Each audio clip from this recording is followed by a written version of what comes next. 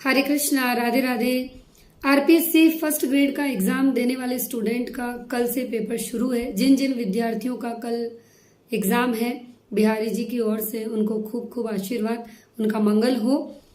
Video मैं एक तो वैसे भी बना चुकी हूँ कि नेगेटिव मार्किंग से कैसे बचना है आपको, और परीक्षा कक्ष में यदि 40% आपको प्राप्त करने हैं तो फिर आपको किन किन बातों का ध्यान रखना है, इस पर मैं एक वीडियो बना चुकी हूँ। 7 मिनट का वीडियो है, नहीं देखा हो तो जरूर देख लें, उसको देख कर ही आप जाएं। दूसरी चीज ये वीडियो इसीलिए बनाया गया कि एग्जाम में जाने से पहले हमारे मन में जो डर होता है उस डर को हम कैसे दूर भगाएं, और किन किन बातों का हमें ध्यान रखना है कि कल आपका पेपर है, यानी 11 तारीख को जो आपका पेपर है, तो फिर अब आपको किन किन बातों का विशेष ध्यान रखना चाहिए। और स्पेशल कि जिन परीक्षार्थियों का एक ही दिन में दोनों पेपर है, यानी कि अगर 11 को ही एक दिन में 2 है, या फिर एक 11 को है और उसके बाद फिर गैप लेके है, तो फिर आपको क्या ध्यान रखना चाहिए। तो पहली बात ये, आप पेपर देने जा रहे हैं, बिल्कुल रिलैक्स हो जाइए। जितना आपने पढ़ना था उतना आपने पढ़ लिया, अब बारी खुद को आजमाने की है। 40% का भय इतना नहीं होना चाहिए कि आप अपना दिमागी संतुलन ही सही ना रख पाए। 40% लाना मैटर करता है, लेकिन उससे कहीं ज्यादा आप अपना मानसिक संतुलन सही रखें, ये कहीं ज्यादा मायने रखेगा आपकी सफलता में। तो जब आप रात को आज सोने वाले हैं तो एक तो आप नींद पूरी लें, टेंशन बिल्कुल ना रखें, नींद बहुत बेहतर ले, पूरी ले। ऐसा ना हो कि पूरी रात किताबों को लेके बैठे रहें और जो पाठ्यक्रम पिछले 6 महीने साल भर से आप पूरा करते आ रहे हैं, आप ये चाहें कि मेरा एक रात में मैं सारा कवर कर जाऊं। ऐसा नहीं हो सकता। एक दिन के अंदर उतनी चीजों को हम नहीं कर सकते जितनी पिछले साल भर से, 2 सालों से या 6 महीने से हम करते हुए आ रहे हैं। यदि हम ये कोशिश भी करते हैं तो हम अपना दिमागी संतुलन बिल्कुल खो देते हैं, क्योंकि ये संभव ही नहीं है। संभव क्या है? संभव एक चीज है जो आप अच्छे से कर सकते हैं। पहले भी मैंने बताया, लेकिन आज फिर से वीडियो बना के इसीलिए सामने लाई क्योंकि अभी के जो दिन है हर परीक्षार्थी के, मेरा खुद का ये अनुभव है और मानना है कि मोटिवेशन एक ऐसी चीज है जो हमारे अंदर एक ऊर्जा बढ़ती है। और इन दिनों में परीक्षार्थी ये नहीं कह सकते कि एक दिन के लिए मोटिवेट हो जाएगा, उसे हर पल मोटिवेट रहने की जरूरत है। हर क्षण उसे ऐसा लगता है कि मैं डिप्रेशन में जा रहा हूं, क्योंकि हमने कोई एक वीडियो देखा अच्छा सा, और उसको देखने के बाद 10 मिनट 15 मिनट तक तो हमारे अंदर बहुत एनर्जी आई, घंटे 2 घंटे तक वो चीज रही, लेकिन उसके 2-4 घंटे के बाद फिर से हमारी वही हालत हो जाती है कि कुछ भी समझ में नहीं आ रहा, हम क्या करें। आपको एक ही काम करना है, पुराने सालों के आए हुए जो पेपर्स है, जिनको मैंने आपको, अगर आपने मुझे सुना है और देखा है तो जरूर किया होगा कि एक आंसर निकालने के बाद बाकी के 3 ऑप्शन मैंने कहा था कि आप इसे अलग से निकाल के रख लीजिएगा, और नहीं भी किया है तो कोई टेंशन नहीं है। इस वक्त आपको सिर्फ और सिर्फ पुराने वर्षों के आए हुए पेपर का ही अध्ययन करना चाहिए, ताकि पूरा पाठ्यक्रम एक ही जगह पर आप आराम से एक बारगी कवर कर पाए। ऐसा मैं समझती हूँ। और कोई भी किताब ना पकड़े, कोई भी दूसरी चीजें ना पकड़े, कहीं भी किसी प्रकार की कोई नई बुक हाथ में ना ले, ज्यादा दिमाग पे लोड ना रखे। आज रात है, उसमें भी आप नींद पूरी ले। कल सुबह आपका 9 बजे पेपर है। आपको लगता है कि मैं पेपर में जाने से पहले क्या करूं, सुबह मैं 4 बजे उठ गया, 5 बजे उठ गया, जो भी है। हालांकि ये कहना भी एक तरह से ये हो जाएगा कि आप उठ चुके, क्योंकि मुझे पता है रात भर नींद किसी को नहीं आनी है। मेरा कहना आसान है, पर मैं भी इसी दौर से गुजरी हूं। रात भर नींद आनी ही नहीं है और ना कुछ पढ़ा जाना है। इतनी टेंशन, और इस वक्त आपके मन की स्थिति ये होगी कि ना तो आपसे कुछ पढ़ा जाएगा, ना आपसे सोया जाएगा, ना ही कुछ करते बनेगा। कितने विद्यार्थी तो रात को एक बार रो भी देंगे, जिन्होंने बहुत ही गजब की तैयारी की है ना, वो तो फूट फूट के रो लेंगे एक बार तो। क्योंकि मैं समझ सकती हूँ ये परिस्थिति, अभी की जो सिचुएशंस है कि जब हम बहुत मेहनत करते हैं और यहाँ ये जो परीक्षा का दिन आता है ना, तो हमारे मन में बहुत सारे सवाल खड़े हो जाते हैं। पेपर कैसा होगा, कैसा पेपर आएगा, हम कुछ कर भी पाएंगे नहीं कर पाएंगे, पता नहीं हम 40% प्रश्न कर पाएंगे कि नहीं कर पाएंगे। और अगर हमने 40 तक नहीं पहुंचे, 30 प्रश्न नहीं कर पाए, तो फिर हमारा सेकंड पेपर देने का क्या औचित्य होगा। पता नहीं जो मैंने पढ़ा है वो परीक्षा में आएगा कि नहीं आएगा। तैयारी तो मैंने बहुत कर ली, मेहनत मैंने बहुत कर ली, अब मेरा क्या होगा। शुरू के 5 या 7 प्रश्न देखते ही यदि मुझे परीक्षा में नहीं आए तो फिर कहीं मैं डिप्रेशन में ना आ जाऊं, कहीं मैं मानसिक संतुलन ना खो दूं। मतलब मैंने ऐसी कोई चीज नहीं छोड़ी जिसको मुझे छोड़ना चाहिए था। इतनी सारी तैयारी करने के बाद भी क्या मैं 30 प्रश्न कर पाऊंगा या कर पाऊंगी? क्या मैं सेकंड पेपर देने लायक बन पाऊंगा या बन पाऊंगी? तो मैं आपसे बस इतना कह सकती हूं कि बिल्कुल आप कर पाएंगे।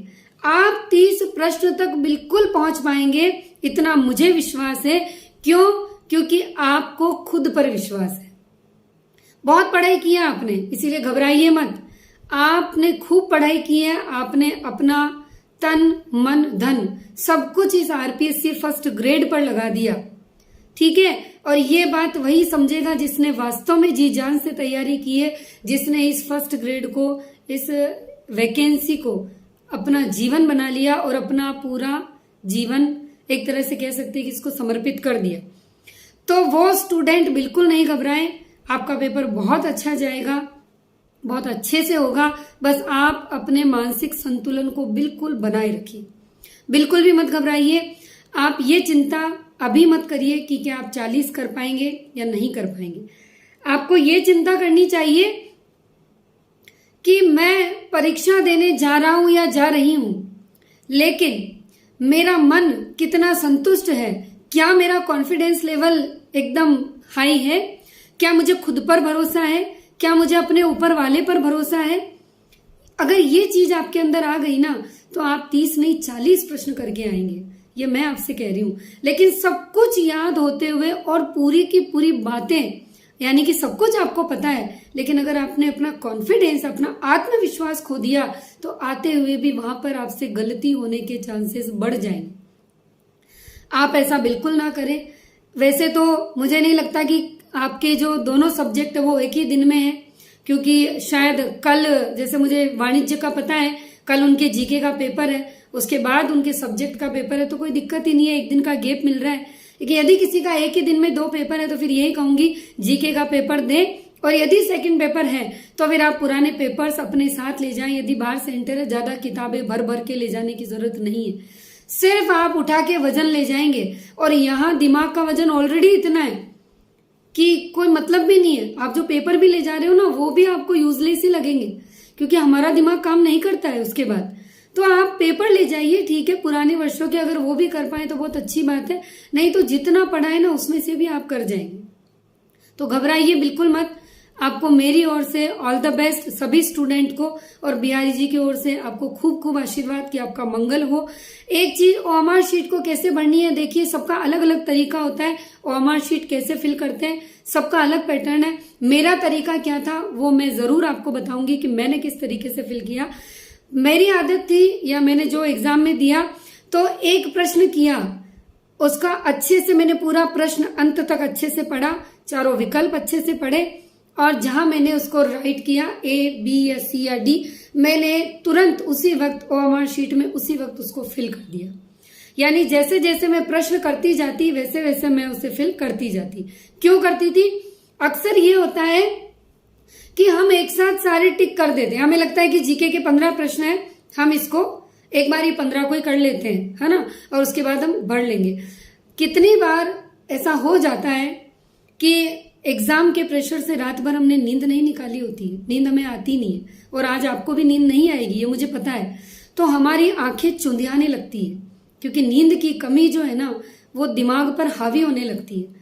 तो हम परीक्षा कक्ष में यूं सजग है, एकदम हम पेपर दे रहे हैं, पर कहीं ना कहीं दिमाग जो है ना वो एक तरह से लग जाता है कि नींद की कमी है। उस चक्कर में जब हम 15 प्रश्न एक साथ करके सोचते हैं कि अब मैं इसे गोले को भरूं, तो कितनी बार गोले बढ़ते बढ़ते आंखों के चुंधियाने की वजह से एक ही जगह या तो आप बी भर देंगे या फिर आप 2 में अगर सी भरना है तो कहीं 3 में जाके आप सी को भर देंगे।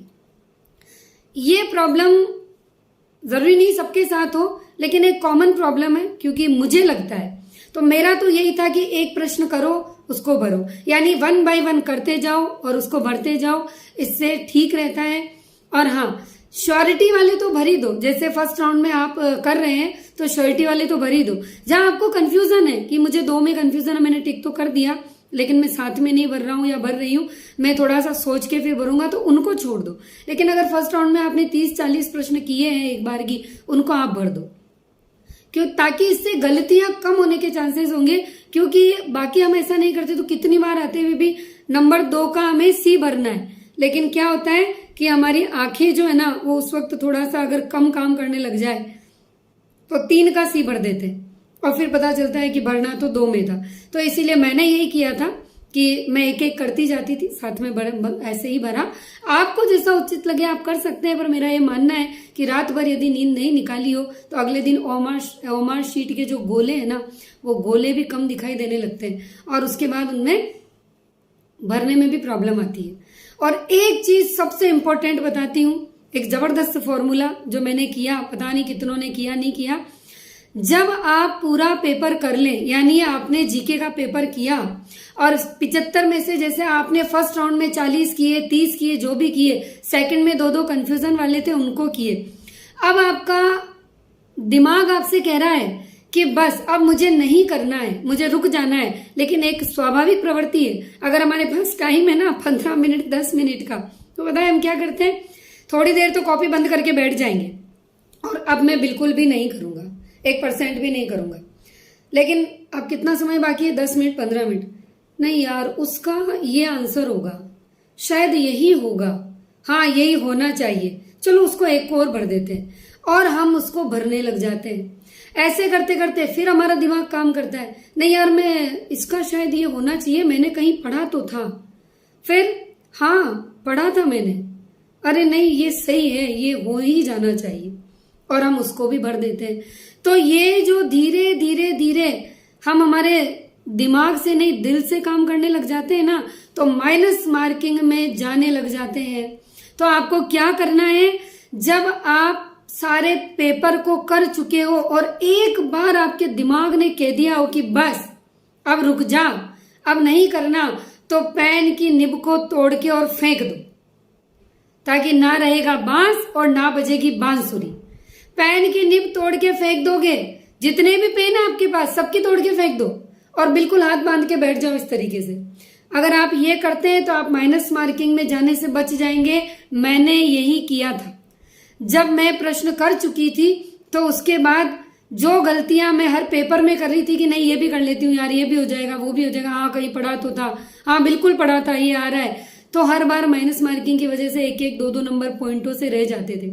तो अंत में बस यही सॉल्यूशन अपनाया कि जब पेपर किया और लगा कि बस अब नहीं आ रहा है आगे और दिमाग नहीं लगाना है, पेन की निब को तोड़ो और फेंक दो जितने पेन है। ऐसा कोई भी साधन अपने पास ना रखो कि दिल कितना भी कहे पर हम उस पर अमल कर पाए। यदि आप ये कर लेंगे 100% जीत जाएंगे। तो मेरी ओर से फिर और आपको शुभकामनाएं, ऑल द बेस्ट। पेपर बहुत अच्छा जाएगा आप सभी का, खुद पर विश्वास बनाए रखिए। वीडियो कैसा लगा मुझे कमेंट सेक्शन में जरूर बताएं। आप अपने आप को कैसा महसूस कर रहे हैं ये भी मुझे जरूर बताएं। लाइक जरूर करें और वीडियो को ज्यादा से ज्यादा शेयर करें ताकि हर विद्यार्थी तक ये पहुंच पाए। हरे कृष्णा, राधे राधे। आप सभी का मंगल हो। बिहारी जी आप सभी की बुद्धि को सही रखें, आप सभी की परीक्षा बहुत ही अच्छे से हो। राधे राधे।